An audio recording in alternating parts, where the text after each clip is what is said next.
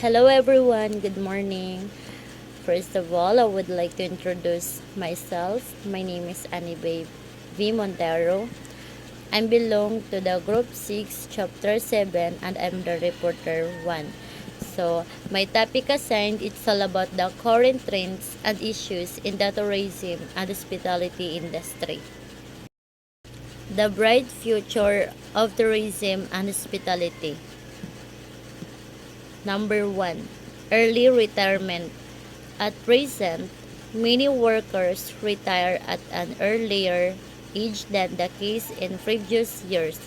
The U.S. Social Security system provides benefits to workers as young as 62 years of age, and many employee retirement programs are based on years of service rather than on age.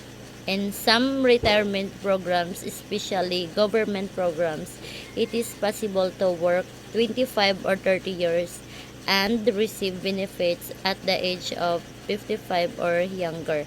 The increasing number of people who retire early is beneficial for the tourism and hospitality industry because these people use their time to travel and see the world.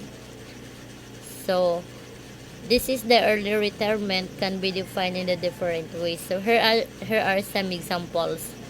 Retiring before age 62, which is the age when you first qualify for reduced social benefits. Retiring before age 60. Retiring before age 65, which is when Medicare benefits kick in. Retiring at age 50 with at least 20 years of service, or at any age with at least 25 years of service. Retiring in their 40s, 50s, or even earlier, which is often referred to as the FIRE movement, financial independence, retire early. Number 2, longer lifespan. The average individual can now expect to live beyond the age of 70, and many will live longer. This is contrast to earlier generations with the average lifespan was much less. The increasing population of older, retired citizens who are richer due to pensions program and are healthier provides a larger base of potential customers of tourism and hospitality operations. Example, longer lifespan refers to the increase in the average or maximum number of years that humans can live. Longer lifespan is influenced by factors such as food, hygiene, healthcare, medical care, and lifestyle. The longest verified spans for any humans is 122 years. So the average life expectancy at birth in 2021 was 79.1 for women and 73.2 for men. Number 4, shorter work week. In the past, the 6 days work week was the standard for most working people. At present, the 5-day work week is standard. At the 4th-day work week is becoming common, leaving several days for other activities.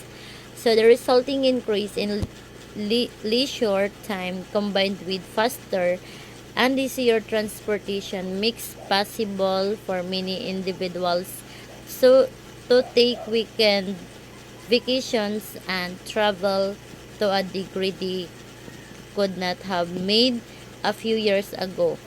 The tourism and hospitality industry will surely benefit from this increase in travel. So example, a shorter work week typically means employees are in the office for 4 days per week instead of for the usual 5. Many companies have 4 days weeks where employees work longer 10 hours days while still getting in the full 40 hours per week. But a truly shortened work week reduces working hours, often around 32 hours per week for full-time employees. Number 4. Greater disposable income. The average family has more money to spend than before. This is to the higher wage and to earner households. A large portion of additional disposable income is spent on consumer goods and services. The tourism and hospitality the tourism and hospitality operations receive an important share of it.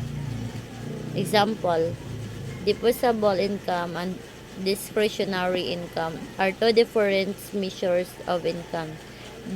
Disposable income is the net income of a person's take-home pay after deducting income taxes. It is used to pay for all expenses, both essential and non-essential. Dictionary income is the money that is left after paying for necessities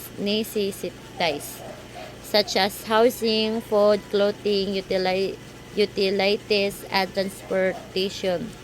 It can be used to invest or spend on non-essential items. Disposable income is an economic indicator of the state of the economy, while discretionary income is used by the U.S. Department of Education to calculate payments for income-based payment plans. Number 5. Greater mobility. Improved roads and better transportation make it easier to travel every year. The modern highway system has reduced the time required for automobile travel between any two points. New planes use new technologies which enable them to carry more passengers while using less fuel. These increases in travel have a positive impact on tourism and hospitality industry sales. Example, greater mobility refers to the quality of moving freely. Mobility is the overall range of motion a person has within their body, most notably within the joints. Increased mobility, it is important for one's health and daily functioning. It prevents injuries and allows one to squat deeper, run faster, and train harder. Number 6. Smaller families. The average family size has decreased, thus it is easier to the family to travel and travel costly if few family members travel.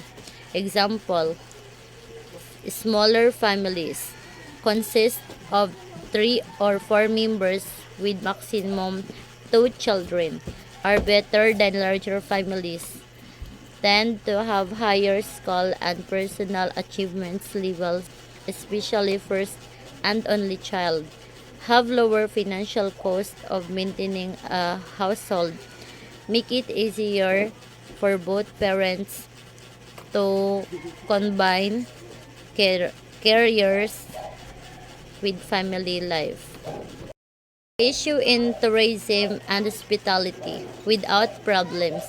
Those pursuing careers in tourism and hospitality will find it although the future of the tourism and hospitality industry is bright.